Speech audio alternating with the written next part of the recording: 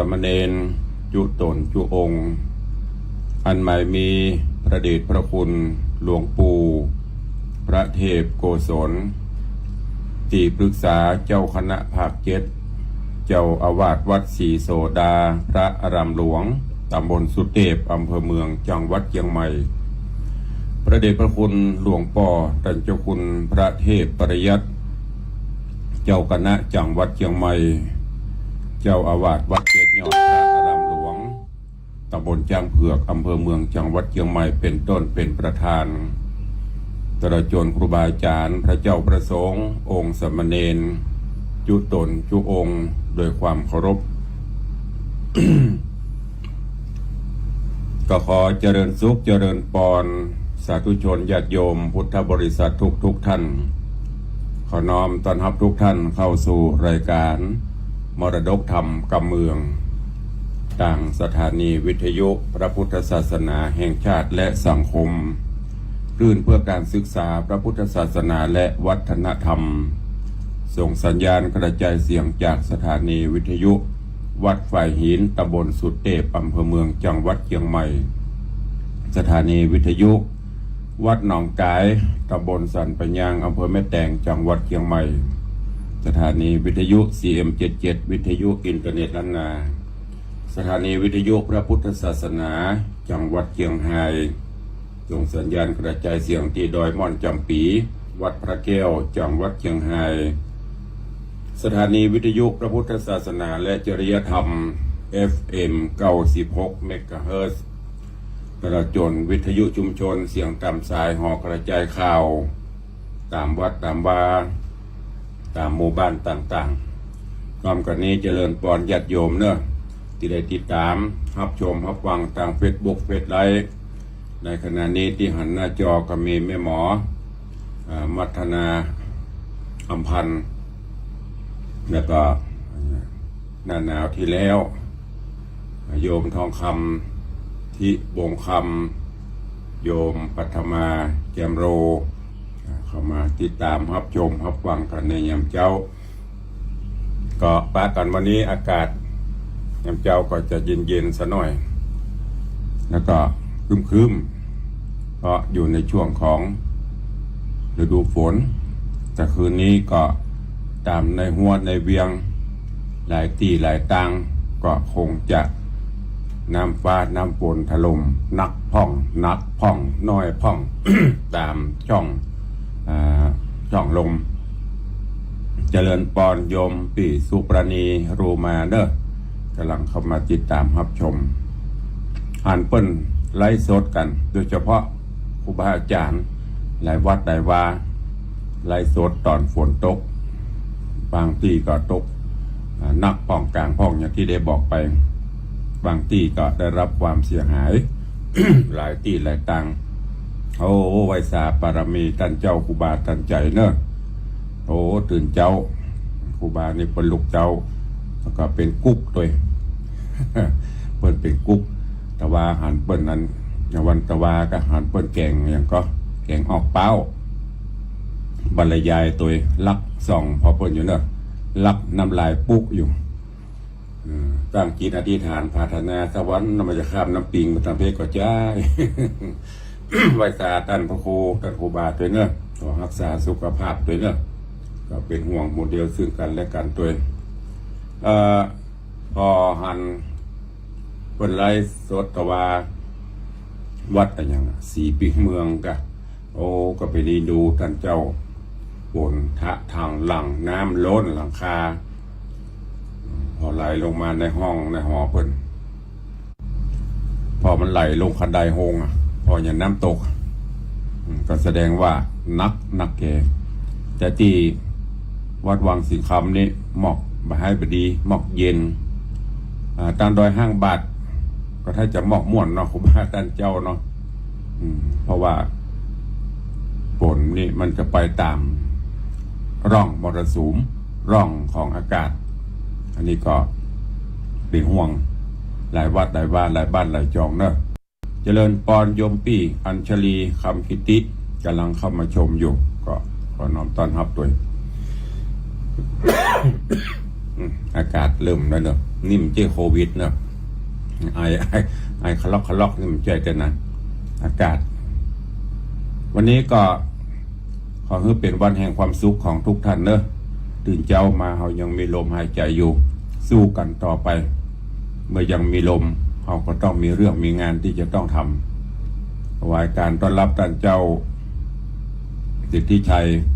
สาธุครับกราบงามๆก่อนอนุโมทนากราบขอบพระคุณเนอะที่เข้ามาติดตามรับชมรับฟังตัวก็เป็นประจำทุกเจ้าท่านเจ้าก็ติดตามรายการวันนี้เป็นวันที่เราจะต้องทำการทำงานตามปกติแต่ว่าบางทีก็อาจจะอยู่บ้านทำงานเดี๋ยวนี้มันมีหลายช่องทางแม้กระทั่งการการเฮียนก็เฮียนตั้งออนไลน์ตัวโยมตู่กำลังเข้ามาแต่ว่าทราบข่าวว่ามีโชคใหญ่เหรอมีโจกใหญ่ก็มาหอมสีสักกระป๋องเนอะแล้วจะได้หลายโจกนะ ก็อูเซลกันไปตัวพอในเบ็ดไปตัวก็กำลังไหลขึ้นเรื่อยตั้งวิทยุประเดี๋ยวนี้เริ่มจะเหงาวิทยุนี้ใต้รายการก็เนอะกวยอูกวยจากันเพราะเขามีเวลาปะกันทุกเช้าละ1 ชั่วโมงตั้งแต่6 โมงปลายถึง7 โมงโดยประมาณตอนนี้ก็อูบรรยายไปก่อนจะเทศแล้วก็จะได้ตักตายพี่น้องสาธุชนครูบาอาจารย์พระเจ้าประสงค์องค์เนรที่เข้ามาต่างเฟซบุ๊กเฟซไลน์ก่อนเพราะก็เดี๋ยวถ้าเทศบรรลัมันไหลขึ้นลำพอประทานมหาละ โอ้ท่านเจ้าครูบาบอกว่าปุ้นก็ตกขนาดเนอะดอยข้างบ้านไว้มาตกนะครูบาเนอะแต่เดี๋ยวทำมันนั้นล้างเห็ดหอบบันทิลงมานะเขาจะเอาอย่างก็บอกครูบาโจเอาตะแกรงเอาวันแสลมไปเกิดตั้งตีนดอยห้างบาทนะปล่อยเห็ดหอบไหลลงมา เอาท่านมคณายก ว่าพิธาจารย์บรรณาอินสมเข้ามาติดตามรับชมตัวก็ขอต้อนรับเนอะดูแลสุขภาพกันตัวเนอะช่วงนี้จะไปปล่อยไปละจะไปกัดตกถึงแม้นจำนวนสถิติผู้ติดเชื้อโดยเฉพาะเชียงใหม่จะลดลงแต่ปุ่นมันไปเพิ่มมาอย่างว่า เพิ่มสถิติการเสียชีวิต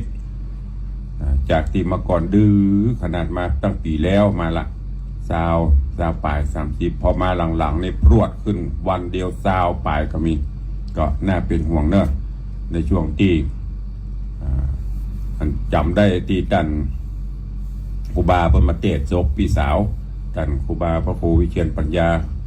ครูบาเจ้าตั้งใจจำได้2 อันแล้วนะตายยามเมื่อเข้าเหลืองเต็มต้งตามเมื่อ5 ลบตายยาม5 ลงเมืองตายยามเข้าเหลืองเต็มต้ง5 ลงเมืองไปหาไผกับได้นาปีกับหันหน้าน้องกับปะบ่ได้สั่งบ่ได้ลากันนะก็พยายามหลีกกันไปแต่อย่างที่ได้บอกไป ถ้าเฮาป้องกันกันจนสุดความสามารถแล้วมันยังติดมันยังเป็นอยู่ก็ถือสว่าเป็นกรรมเป็นกรรมที่เขาอาจจะได้ทำมาอันนี้ก็ฝากไว้กับญาติโยมสาธุชนทั้งหลายเนอะวันนี้ก็มาฟังกันต่อในเรื่องของจันทกุมารจาดกซึ่งเป็นพระจาที่7ขององค์สมเด็จพระสัมมาสัมพุทธเจ้าลุงอาตมาภาพได้เทศนามาถึงยังผูกทวนตี5วันนี้ก็จะขึ้นผูกทวนตี6ซึ่งตะวันนี้ก็มาถึงตอนตีพญา เอกราชาหลังจากที่ได้สั่งให้เสนาอมาตย์ไปจับไปยับถึงลูกยิงลูกปอดใจลูกไม่ยิงตึงเสียถีตลอดจนจ้างมากงัวควายอย่างละ4ตามที่กันดหาพรามได้บอกว่า ถ้าหากว่าท่านเจ้าใครฮึสมความปรารถนาเมื่อล้มหายตายจากไปจะได้ไปเกิดเป็นเทพบุตรเทพดาเทพบุตรเทวดาบนสวงสวรรค์จันฟ้าแล้วก็จะได้ไปพบไปปะนางฟ้าสาวสวรรค์พ หาศาสตร์แก้ววิมานคำดังที่ตันได้ฝันหันนิมิตนั้นคือได้ประกอบพิธีปูจายันโดยเอาของเหล่านี้ดังที่ข้าพเจ้ากราบทูลเนี่ยเอามาปูจายันเมื่อหัวใจอีก็สั่งไปเอาลูกเอาเมียเอาอย่างมาสปะสปันจะเอามาปูจายันโดยการตัด ตัดคอเอาเลือดเทลงขุมถ้ามันเต็มขุมแล้วปู่พราหมณ์เท่ากันทหารและพราหมณ์ก็จะเริ่มทำพิธีซึ่งในตอนนี้ไผไปกราบทูลขอก็บอกฟังไปทูลว่ามันไปเจ๊จ้องทางที่จะไปสวงสวรรค์ชั้นฟ้านะ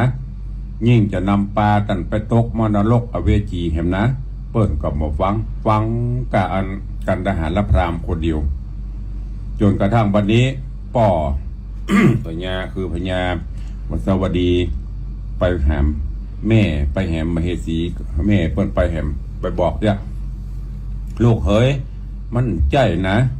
เนี่ยทำบาปทำกรรมฆ่าสัตว์ตัดชีวิตแล้วจะได้ขึ้นสวรรค์ชั้นฟ้าในป่อบ่เคยได้ยินแล้วก็บ่มีไผสอนมีไผบอกนะที่ป่อหูมาเนี่ยใครที่จะ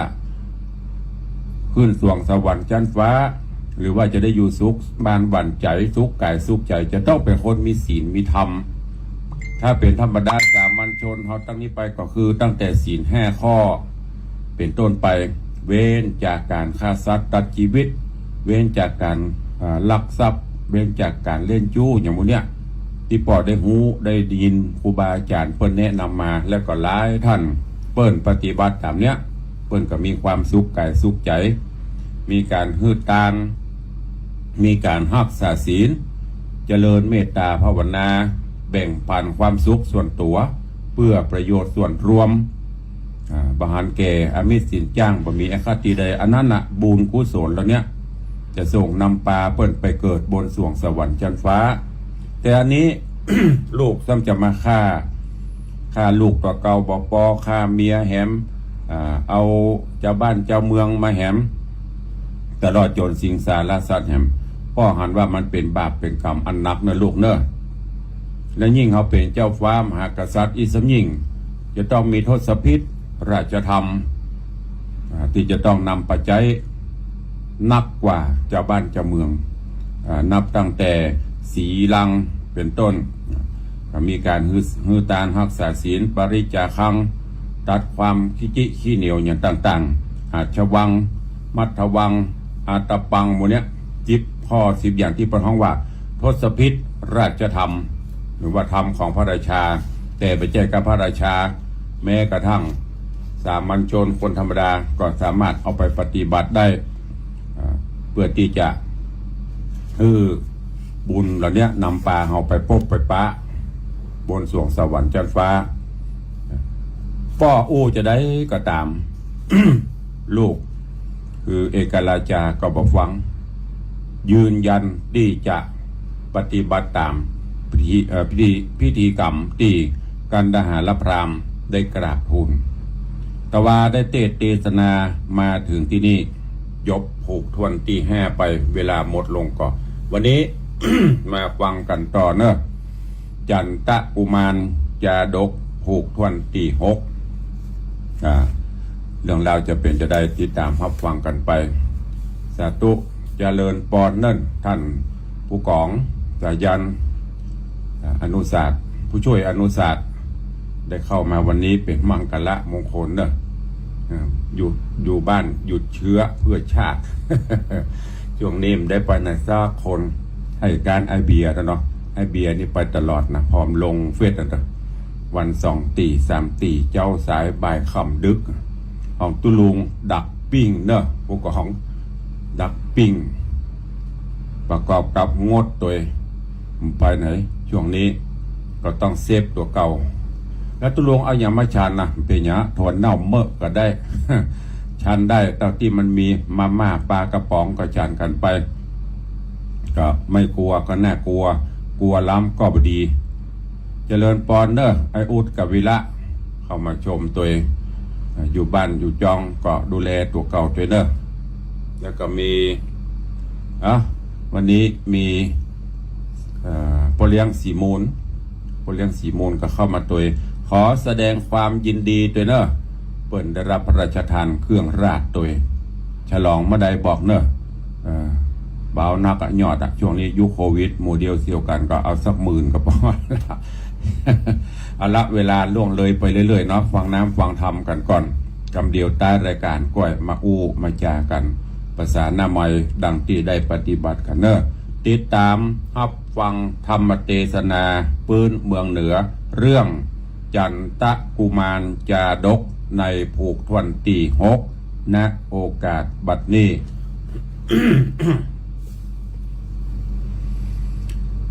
นะโมตัสสะภะคะวะโตอะระหะโตสัมมาสัมพุทธัสสะ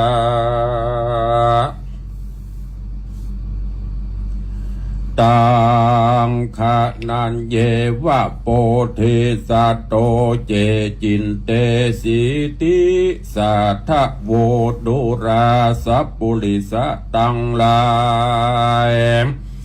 ตั้งยิ่งใจหนุ่มเทาอันมาเฝ้าฟังธรรมจุงได้จำติดต่อตามบาทคอบาลีว่าตังขะนันเยวะโปธิสัตโต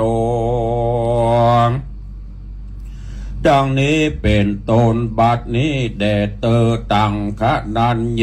วะในขันนานันใจนอพระที่ใบพระทรงญาณคือจันตะกุมารอุปราชก็คืดขวาดขะนิ่งในว่าน้องเตรียมใจใหญ่น้อยตั้งนางยอดซอยเทวี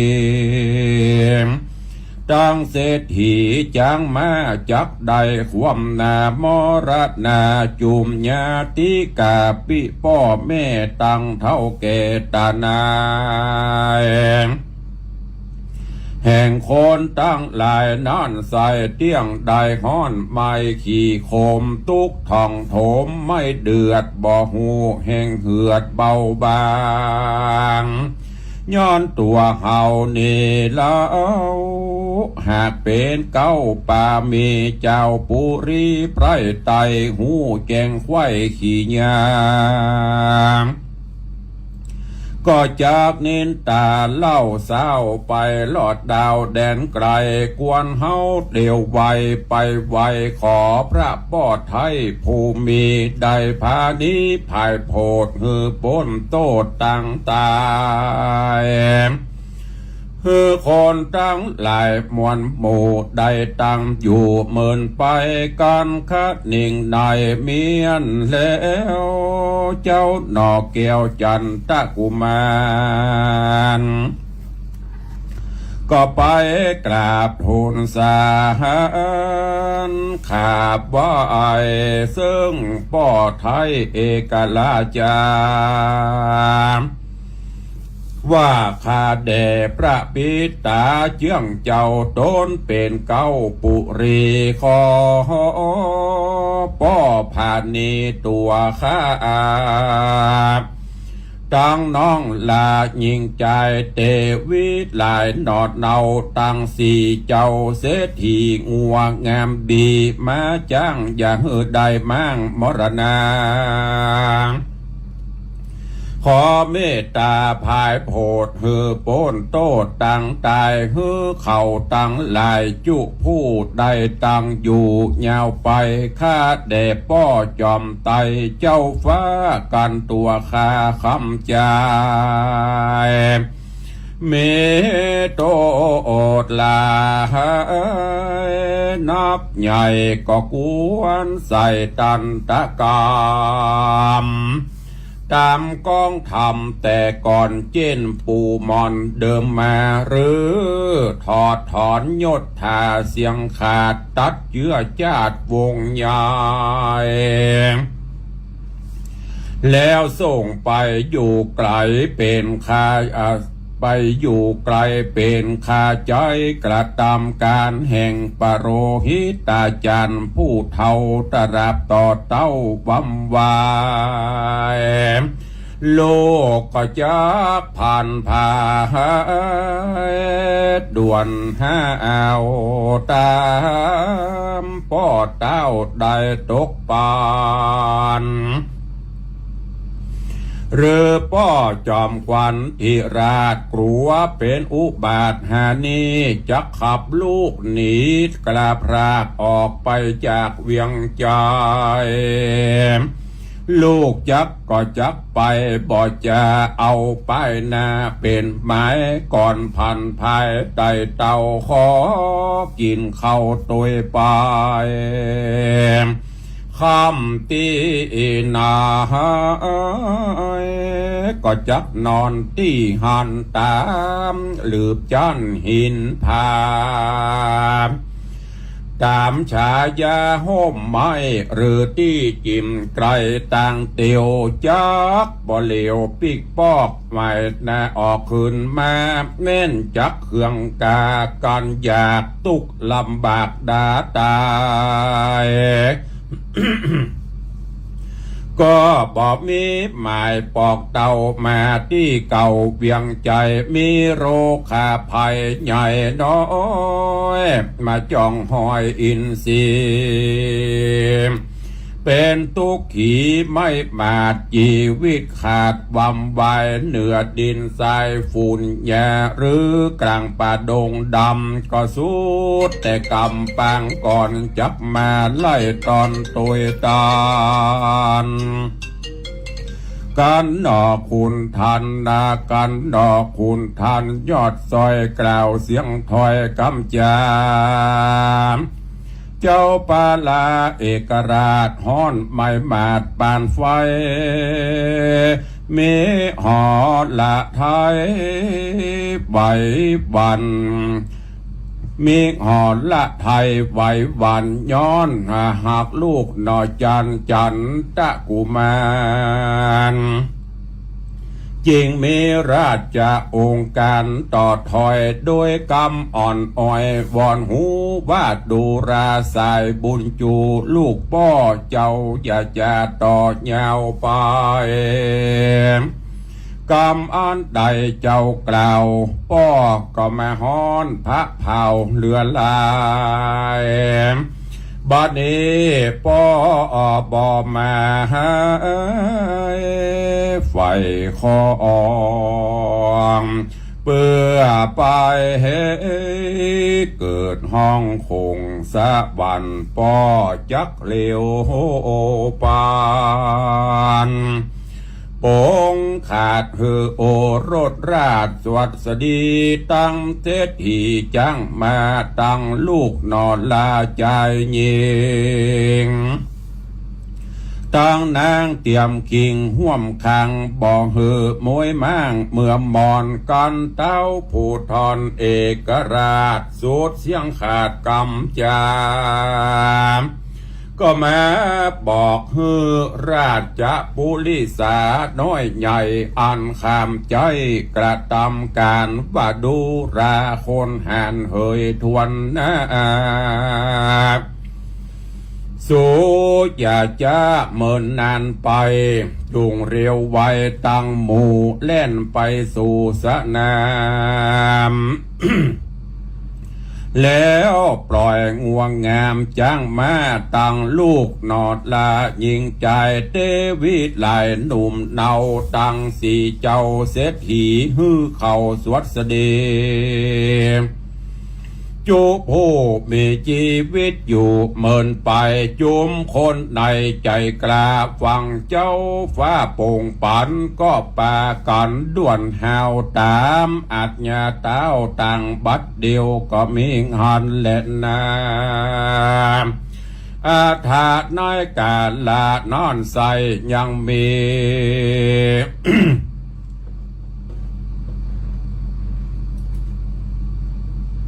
อาถาในกาลานอนใสก็ยังมีใจผู้นึงเล่าหูว่าเต้าเจ้าพาปาลา มีอาจอย่าหือปล่อยยังคนใหญ่น้อยยิ่งใจและสัตว์หลายมวลมากหือพ้นจากมรณะ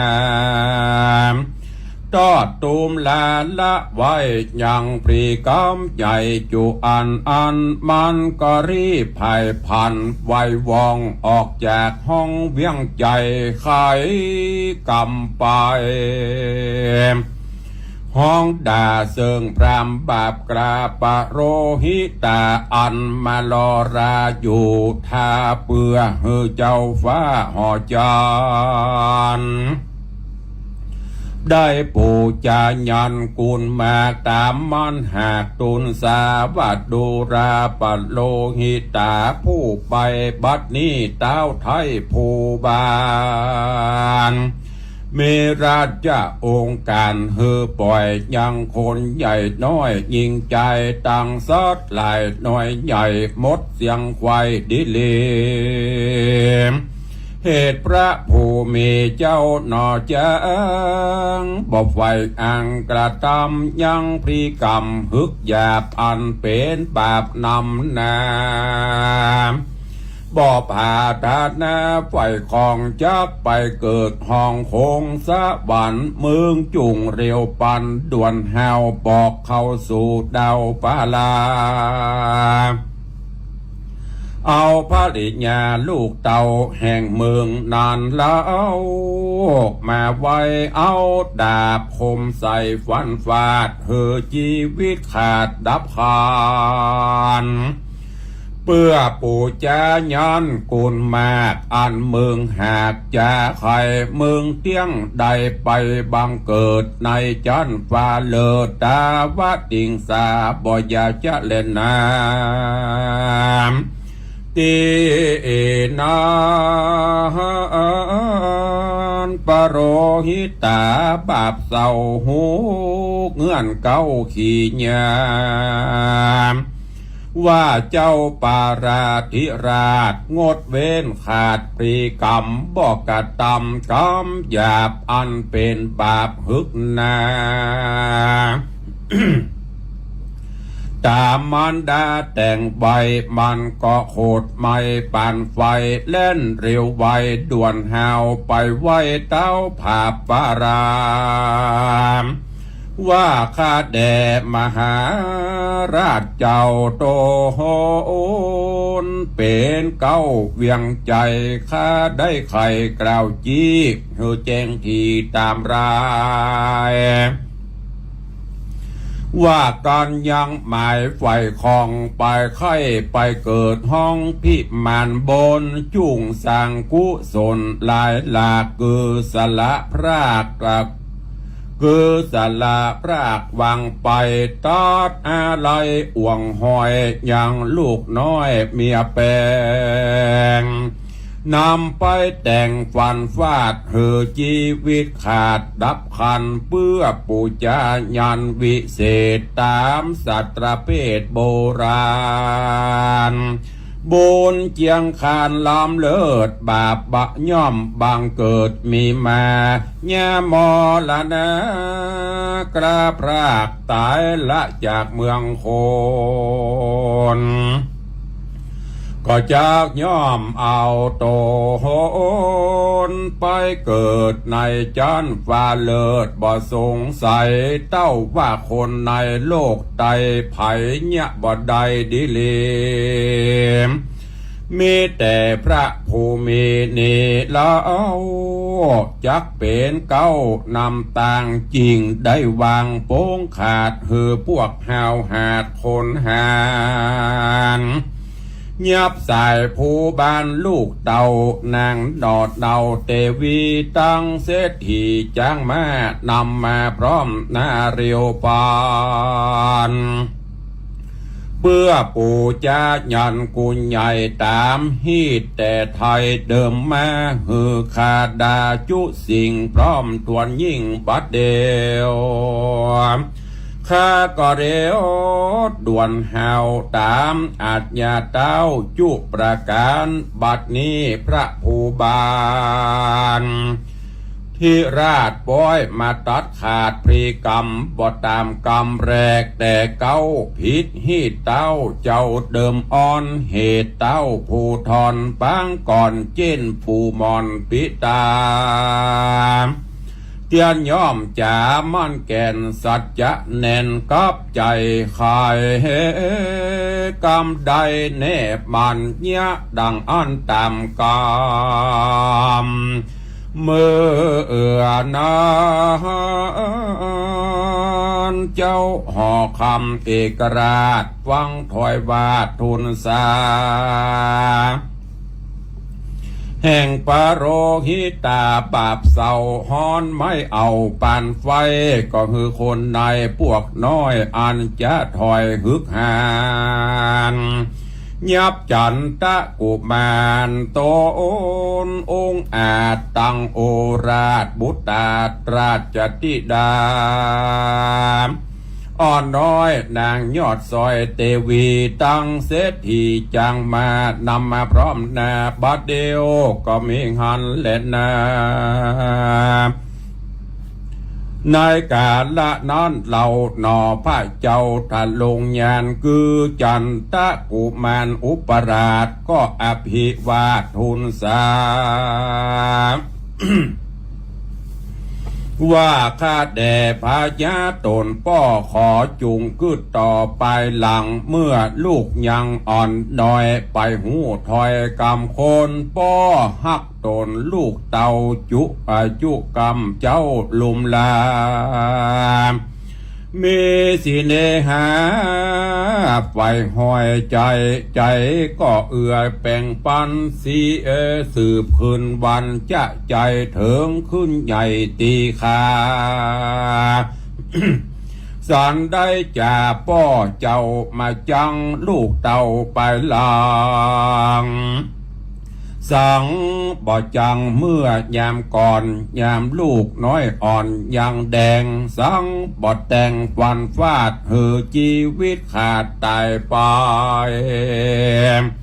เป็นสันได้ป้อเจ้ามาจังลูกเต่าไปหลังเต้ากึดหวังจักขาหือความนาเมื่อมอนขอพระผู้ทอนเจ้าป้ออย่าฟังคำสอมุสาแห่งปะโรหิตาถอยไหลจุฮือป้อไทยองค์คำได้กระทำกรรมหยาบอันเป็นบาปหึกหนายามลูกเกิดมานอนเล่าพรามปู่เท่าสามานได้ทูลสารขับใบบอกป้อไทยเป็นไม้ว่าเด็กคำใจโอรสราชลักษณะอาจเหลือคนมีสมปันตนมากกว่าได้ก็สร้างเตรียมมากันที่ขาขึ้นใหญ่จากหูควายจบทองยังวัดกองจุสิงหูแจงยิงสัปปะสิบปาก่อนเป็นพญาแตนป้อก่อสร้างต่อสะเวยสีจักทะรงฤทธีอาจกราพับแผ่นดาจุมปูคนมาจูขับใบย่อมอยู่ใต้สมปานโยธาหารอำมาตังไพราชคนใดจักอยู่บ้านใจตัวดาวถึงเขตเอานาสันได้จะบัดนี้ทำกรรมกี้ปโรหิตามาทูลสาจุล่อบอกเหือป้อเหนือหัวข้าย่างตัวลูกเต่าอันพิษเก่าเล่ากองทำ ข้าแด่องค์คำป้อเจ้าขอป้อกึดเล่ายาวไปพรามผมขาวนี้ใส่มันบอกกึดควายหันกูนป้อได้โน้นเตรียมกรรมโดยเข้าน้ำปัดใจพื้นครัวใบแผ่นผ้าตั้งหมู่ขายิ่งใจเงินคำหลายนักโสดป้อได้โพดวางปาน คือตัวมันนั้นเล่าได้เป็นเก้าปโรหิตามันป้อยปาลาใบบอดบอกกึดฮอดเถิงกูลมันสุยนูนป้อเจ้าว่าข้าลูกเต่าในตนเป็นกุศลลำเลิศปาไปเกิดเมืองสวรรค์ที่แต่มันหากหูว่าเป็นต่างไปสู่อบายมันเต้าหมายฮือป้อลงสู่หม้ออเวจีมันบอดีแต่ใส่ขอป้อไทยองค์คำอย่าตามกรรมพรำเทาอย่าฆ่าลูกเต่ายิงใจเด็ดเตอป้อเฮยเนติตังขีญาสังวันนาวิเศษจาห้องเหตุธรรมเทศนาจันตะกุมารจาดกผูกทวนที่6เกาะบังกลมสมเร็จสะเดช เรื่องราวเนื้อหาสาระของจันตะกุมารก็จบลงไปในผูกทวนที่6ซึ่งได้นำมาเทศนาซึ่งในตอนนี้เนื้อหาสาระเรื่องราวก็กำลังดำเนินมาถึงตอนที่โพธิสัตว์เจ้าเอกราชที่โพธิสัตว์เจ้าจันตะกุมารกำลังมากราบทูลป้อคือพญาเอกราชาว่าเรื่องราวที่ป้อทำนั้นมันเป็นจะใดการสร้างบาปอกุศลหลายเป็นสิ่งที่บดีและที่สำคัญนั่นพอหูว่าป้อจะฆ่าถึงตัวเก่าถึงน้องถึงเมียถึงฆ่ายิงฆ่าใจถึงเสียทีป้อก้าขหบดีจันตะกุมารก็ไปกราบทูลป้อว่าป้อเอ๋ยถ้าหากว่าจะเรื่องที่มาที่ไปต้นสายปลายเหตุมันเกิดมาจากข้าบาทเจ้าเพราะฉะนั้นเมื่อป้อจะกระทำอย่างนี้ก็ควรจะปลดปล่อยเขาไปเหียแล้วก็มาลงโทษลูกคนเดียวจะฆ่าจะปันอย่างกระสุดแล้วแต่หรือจะเมตตาพาณีปลดออกจากตำแหน่งถอดยศถาบรรดาศักดิ์แล้วก็พลักใส่ไล่ส่งออกไปข้าบาทเจ้ายอมหมดเพราะท่านทั้งหลายเหล่านั้นเปิ่นบ่ฮู้เรื่องเพราะว่าโทษมันมาจากข้าบาทเจ้าพอฟังไปลำดาไปนับตั้งแต่เมื่อข้าบาทเจ้ามาเกิดเนี่ยเปิ่นลูกเพิ่นจะอัลบัมมาบทฮือเนาะป้อก็ฟังไปคล้อยไปเขาจะเป็นอย่างนั้นแต่ลูกมาก่อนเขาแค่ได้ลูกมาสืบบ้านแตนเมืองแล้วก็ป้อไปฟังกรรมพญาพราหมณ์ปุโรหิตก็เมื่อก่อนเมื่อลูกเกิดมาป้อคงจะจำกรรมพยากรณ์ได้กะว่าเขาพยากรณ์ว่าลูกเกิดมาแล้วจะได้เป็นผู้สืบบ้านแตนเมืองจะมีบรมโพธิสมภารอย่างต่างๆแล้วมาบัดเดียวนี้จะได้ว่าจะคือฆ่าพญาเอกราชาก็ฟังไปตัวคล้อยไปตัวก็เลยสั่งยกเลิกทั้งแรกสั่งยกเลิกคือไปปลดไปปล่อยถึงเสียถีถึงมเหสีถึงจ้างถึงม้าถึงอย่างเพื่อปลดปล่อยโมเจนาอมาตย์ได้รับคำสั่งอย่างนั้นก็ไปพอไปถึงที่ทำพิธีกรรมการทหารและพราหมณ์หันหูประกอบกับเขาจมเขาแจ้งเขาด่าจะทำให้ตัวแหมก็ฟังมาหาป้อพญาเอกราชาก็กราบทูลคำนี้เอาแหมมาทูลเข้าไปแหมใส่ใครใส่ความเสริมเติมเข้าไปแหมสปะสปันพญาเจ้าเมืองนี่ก็จิตใจบ่มั่นคงไหวหวั่นปิ่นจะลิ้นกำแหมอันก็เอาตามเดิมจับเงียบทำไมซึ่งตอนนี้จันตะกุมารก็เริ่มคล้ายๆอย่างถ้าเป็นภาษามาก็อบรมป้อไปตัวเองยกไม่ใช่อบรมไปเลยนะก็ยกเหตุผลขึ้นมามาจ๋าเรื่องราวจะเป็นจะได้สุดท้ายจะจบลงด้วยจะได้พญาเอกราชาจะยอมปฏิบัติตาม กรรมของกันดหารพราหมณ์หรือจะปฏิบัติตามกรรมที่ลูกหรือจะมีไผมาช่วยอู้อุกจาคือพญาเอกราชาเปลี่ยนความคิดก้อยติดตามฟังในตอนต่อไปเนอะญาติโยมทั้งหลายอันเนี้ยความที่โลเลบะมีลักไม่หลักปักขี้เลนเป็นผู้นำมาได้บะมีจิตใจที่เด็ดเดี่ยวในที่ก็คือเด็ดเดี่ยวในด้านคุณงามความดีในสิ่งที่ดีไม่ใช่ว่าคนนี้ฟังมาอู้เคลิบเคลิ้มไปตัวเองพอกระเดียแหมฟังมาอู้เคลิบเคลิ้มไปตัวเองบกล้าตัดสินสุดท้ายการปกครองก็เสียสุดท้ายความหายนะก็เข้ามาแทนเพราะฉะนั้นการเป็นผู้นำบ่ว่าจะเป็นที่ไหนเขาจะต้องมีตึงหลักศีลหลักธรรมและที่สำคัญก็คือทศพิธราชธรรมจะไปฟังกรรมข้างเดียวทางซ้ายมากับฟังทางเหนือมากับฟังทางใต้ทางใดมาทางขวามาฟังแล้วก็เก็บมาคิดพิจารณาปรึกษาผู้รู้เขาก็จะนำปาฮื้อโหนตังเหล่านั้นมันก็จะสว่างโล่งแจ้งเนอะขอฝากไว้กับญาติโยมทั้งหลายได้นำไปคิดพิจารณาในพระธรรมเทศนาพื้นเมืองเหนือเรื่องจันตะกุมารจาดกอันเป็นพระเจ้าที่7ขององค์สมเด็จพระสัมมาสัมพุทธเจ้าวันนี้ก็โปร่งวางไว้ก็อีกเนาะเวลาก็ใกล้จะหมดแล้วก็เดี๋ยวก็จะได้อูจาประสานหน้าใหม่แล้วก็หมดเวลาวันปะกันใหม่ในวันต่อไปเหลือเวลาแถมประมาณสัก10 นาทีที่จะได้นำปาอูจากันก็ในช่วงนี้ญาติโยมทั้งหลายก่อนที่จะอูหน้าใหม่ก็ขอเมตตากับท่านสาธุชนญาติโยมเนอะในด้านการสงเคราะห์อนุเคราะห์ช่วยเหลือในยามที่บ้านเมืองเฮาประสบภาวะโรคระบาดวิกฤตอย่างอีกอันไหนที่เฮาปล่อยจะอนุเคราะห์ช่วยกันไปจะสังเกตเห็นว่า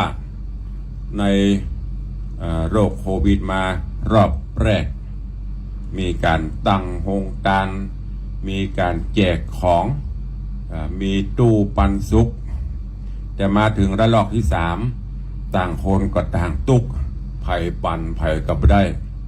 ต่างวัดก็เดือดร้อนพระสงฆ์องค์เนนก็เดือดร้อนยิ่งพระสงฆ์องค์เนนเขาเสริมยิ่งบ่มีงบประมาณอันใดมาชดมาเชยมีงบประมาณอะไรอย่างมาใช้มีการงบยะถาสัพพีถ้าญาติโยมบ่เข้าญาติโยมบ่สงเคราะห์ก็เสาะว่าหากินตามห้องไผ่ห้องมันไปผักแคบตามข้างกับแปลงเนาะท่านปลัดวัดปะงิ้วเนาะเก็บผักแคบนั่นยังแขวนเพิ่มมีกาดหน้าวัดหันนิ่มมิปลากระป๋องมาม่าในยุคนี้ที่เราจะช่วยกันสงเคราะห์กันไปเนอะอันไหนตีแบ่งสันปันส่วนกันได้อย่างตะวานี่ต่างตะบนต่างดอยสุเทพเพิ่นก็ประสบภาวะก็อินดูเพิ่นเนาะหมู่พ่อก้าได้ขายบ่ได้ก้าได้ขายมันจะแจกข้าวสารทุกเจ้าก็ร่วมโมทนาบุญไปเท่าที่เราทำกันได้ช่วยกันไปเพราะฉะนั้นก็ภัยที่ช่วยอันอย่างกันในช่วงเนี้ยเราจะหูจะหานใจกันช่วยกันไปไม่ต้องไปรอไม่ต้องไปเดือดร้อนไอ้เราชนะกับเขาชนะกับหมอหมดประทับไปรอเนอะอัตตาหิอัตตาโนนาโถตนเป็นที่พึ่งของตนดีที่สุดย้อนไปเมื่อเจนปออุยแม่มอนเฮา มามีเบี้ยยังชีพกับมีบัตร30 บาทตายทุกโรคกับบ่มีสักอย่างหมู่เฮาที่ผ่านมานะเฮาผ่านกันมาหมดละสู้เข้าไปเนอะมันจะตายด้วยความยากจนก็ให้มันรู้ไปสู้ไปแต่อย่าไปเนี่ยอย่างมันผิดศีลผิดธรรมการกินการว่ากันมากันจะไปตามใจปากลำไปอย่างก็สั่งเอาคนประเดียวว่าแหมยังก็คือถ้าเขาไปแจกไปอย่างนั้นปะก็สนับสนุนคนขี้ค้านนะก็เดี๋ยวพอดึงมาแจกมาท่าเงียบไอ้แม่ก็เดี๋ยวครูบาตั้งใจเพื่อเอามาส่งให้ไปบ้านหันปนโกนแจกตู้เจ้าก็ยังมาช่วยแล้วเขาต้องช่วยกันไปช่วยตัวเก่าเขาไปก่อนกินบ้ากันมีอย่างก็กินกันไปประทังชีวิตไปกินเพื่ออยู่ไม่ใช่อยู่เพื่อกินคนประเด็นนี้อยู่เพื่อกินกันเป็นนักละอ่อนนะรุ่นใหม่นะ กินเข้าไปตุยปึ่งปังพอตุยเข้าไปก็เดี๋ยวไปลดน้ำหนักขมะอันเนี้ยช่วงโควิดมันเนี้ยเขาต้องสบาย มันจะผอมกันไปพร้อมกับย่องกับแยงเนอะก็เป็นกำลังใจอู้แต่พ่องเล่นพ่องเนอะเป็นกำลังใจซึ่งกันและกันไปในยุคโควิดนี้เอาละเข้าสู่โหมดต้ารายการใครจะอู้จะจะจ่าตัวก็เข้ามาได้เนอะแต่ว่าอนุโมทนาบุญเนอะกับผู้เลี้ยงส่งไม่เลี้ยงนางหรือพี่แอธนวัฒน์ยมปีทัศน์วิชาร่วมบริจาคร่วมบุญกุศลกับผู้เจ้าเป็นเจ้าภาพข้าวสาร1 กระสอบ1 ปันกับ50 บาทเพื่อนำไปมอบให้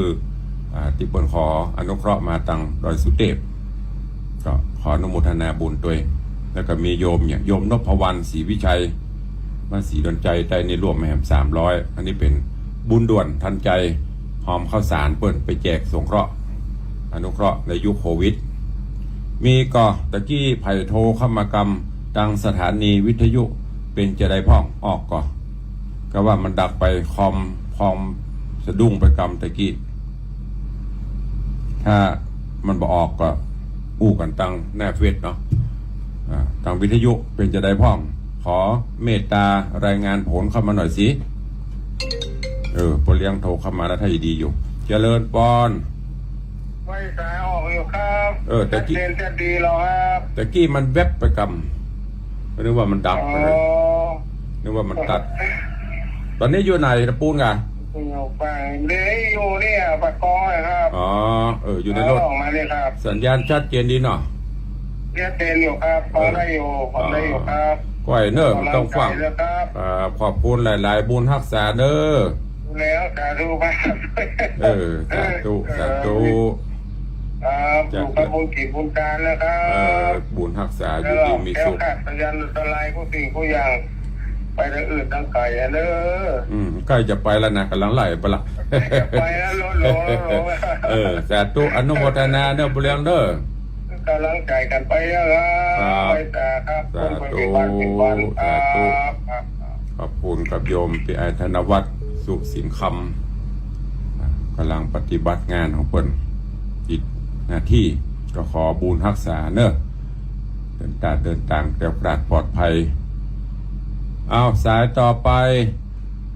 แสดงว่าวิทยุดีไม่มีปัญหาตอนในเฟซตอนนี้ยุกอยู่ที่วัดปะงิ้วไม่มีขยับขยื่นไม่มีขยับขยายพี่เหมยชูศรีบัวใสอนุโมทนาเนอะตะกี้ตังบนพุ่นมันไหลขึ้นไปโลกไผ่พองหูเดี๋ยวก็ไปไล่คอมเมนต์มาลูนเนอะขอบคุณครูบาอาจารย์ตัวเองที่เข้ามาติดตามรับชมรับฟังเป็นกำลังใจกันในยามเจ้าเป็นประจำผู้เจ้า6 โมงถึง 7 โมงทางเฟซบุ๊กของ104ธรรมะคลายเครียดทางเฟซบุ๊กของวัดวังสิงห์คำเนอะตลอดจนของ FC แฟนรายการตีเมตตาได้กดแชร์กดไลค์สู่กลุ่มตัววันนี้ทางวิทยุก็ดักปิ้งมากระสายโปเลี้ยงนอกนั้นไปไหนหมดไปเก็บเห็ดหอบกะกดไอ้เงี้ยก็ส่งใจกดแชร์กดไลค์กดนิ้วขออนุโมทนาขอบคุณเนอะพุทธเอาเปิ่นกดอันนี้ขึ้นมาชูนิ้วเวลาเรือแหมประมาณ 2-3 นาทีลุกเนอจะ7 โมงละตุลุงเตะประจบละท้ายรายการละดักปิ้งกำลังกวาดขี้เงียกันกะมากวาดขี้เงียตุลุงมันจะมีหมู่เฮากันเนี่ยเนาะอันนี้ FC แฟนพันธุ์แท้เขี้ยวแต้หน่อยแม่เนาะมันน่ะเขี้ยวปลอมฮะเนี่ยพันธุ์แท้เม็ดลูกสายเนื้อมันรู้มันรู้มันตัวโมยะแม่มันตัวโมยะรู้มันมันตัวโมยะที่มาเปิดไลน์ทำก็แฮมตี้1ตกมาอย่างยายเนี่ยไหลไปแฮมตี้1ก็ได้นั่นน่ะมันแมบประกำนะแต่ว่าฟังนี่ก็อย่าห้อมก่ะข้าวสารนะได้อยู่หอมได้อยู่หอมได้อยู่เปิ้ลต้องการทั้งหมด20 กระสอบตอนนี้กำลังได้อยู่ตึงที่หอมตะวาก็หอมท่าน2หอมก็เลี้ยงกระสอบ1 ห้องวันตทเพิ่นตังดอยเพิ่นมันมีเติมหมดกัน222ครอบครัว อ๋อ ที่เพิ่นจะเอาไปแจกว่าอย่าไปตักใส่อันไอ้หยังก็ถุงละ5 ลิตร5 ลิตรแจกอีกอะ ครับ ก็เลยห้ มั อน ง ชอบเป็นอะไรแบบ กระสอบ 1,000 กับ 50 บาทอีกอะ ถ้าสองห้องไฟปั้นเนาะ เอ้ยแฮม50 บาท เกี่ยม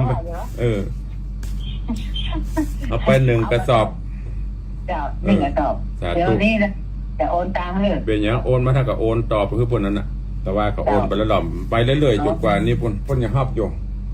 เจ้าก ำลังได้ตื้อมดกับเดซิป่ายครั้งประมาณสัก7-8 กระสอบอยู่กัน เจ้า แต่ว่าของพ่อเลี้ยงธนวัฒน์กระสอบของทุกเจ้า2 เจ้า เบี้ยของแม่กระสอบ4 กระสอบ เจ้าเจ้าเดี๋ยวโอนแล้วเด้อ สาธุอนุโมทนาบุญรักษานะแม่เนอะ เจ้า ขอให้ได้ร่ำรวยเฮงๆมาเหมือนเม็ดข้าวสารนั่นเนอะ บัตรไข้โอเคนะโอเคเลย จบดีมีใจบุญรักษาสาธุเนอะ มาสกาเจ้า สาธุอนุโมทนากับโยมแม่จันดีวิสุทธินันท์ร่วมโมทนาบุญบริจาคข้าวสารสงเคราะห์โควิด นำไปบริจาคที่ดอยสุเทพที่เพิ่นได้ขออนุเคราะห์มาแหม1 กระสอบ 1,000 กับ 50 บาทก็อนุโมทนาเนอะขอบุญกินบุญทานอภิบาลปกปักรักษาโยมแม่ตัวเหลือเวลาอีก2 นาทีสุดใต้วันนี้มีการอย่างก็อันนี้เป็นห้องว่ากระดูกพันแท้นะมันจะฟันเพชรลักฟันแท้จะมีห้องพ่อเลี้ยงธนวัฒน์ห้องนั่นเป็นห้องเขาอู้กันเล่นกันเป็นชายใหญ่แล้วก็มีสิ่งเหนือ แม่จันดี2 สายวันนี้เอาเรตติ้งเขาจะมาตกอีปลัมเปลือจากปกติไหลโลวันจันทร์ค่ำก็ดักปิ้งรับลุกด้วยกะบนตกตังเสือใต้ก็ดักปิ้ง วันไหนกันหมดบูบอกกองเขาว่าเขาจะย่างนี่ไม่ไปเจ้าเฮ้ยไหลเข้ามาโลมันก็ ดักปิ้งผู้เล่นแบบนั้นเนอะโทก็จังบัดโทก็จังเถอะถ้าแบบเปิดก็โทไปจมเนอะ ก็อู้กันนัวไข่หัวกันม่วนหยอกเย้าเย่กันยามเจ้าก็เวลาก็จะหมดลงก็ขอนำรายการจากทุกท่านไปก่อนเนาะกราบขอบพระคุณครูบาอาจารย์ท่านเจ้าเนอะทุกรูปทุกตนทุกองค์ตลอดจนสาธุชนญาติโยมตีได้ติดตามรับชมรับฟังทางจากต่างสถานีวิทยุบอกว่าจะเป็นที่วัดหนองกายในเมตตาบารมีของท่านเจ้าอาจารย์พระครูไพศิษฐ์ธรรมโชติของวัดป่าหินอันเป็นแม่ข่ายลักผู้ปิดทองหลังพระท่านเจ้าอาจารย์พระครู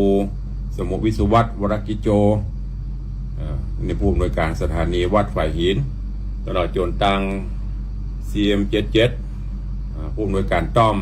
แล้วก็ตังวิทยุพื้นจริยธรรมของท่านพระครูบายังกวงแล้วก็ตังเชียงไฮ้ของท่านอาจารย์พระครูสุธีสุตตะสุนทรก็ดีและก็ญาติโยมทั้งหลายติดตามทางจากสถานีวิทยุและก็จาก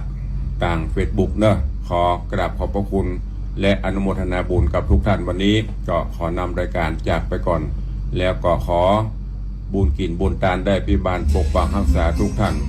ขอให้ได้อยู่ดีมีสุขเจริญไปโดยอายุวันนะสุขะพละเหมือนกันจุตนจุองค์จุผู้จุบุญเนออายุวันโนสุขังพลัง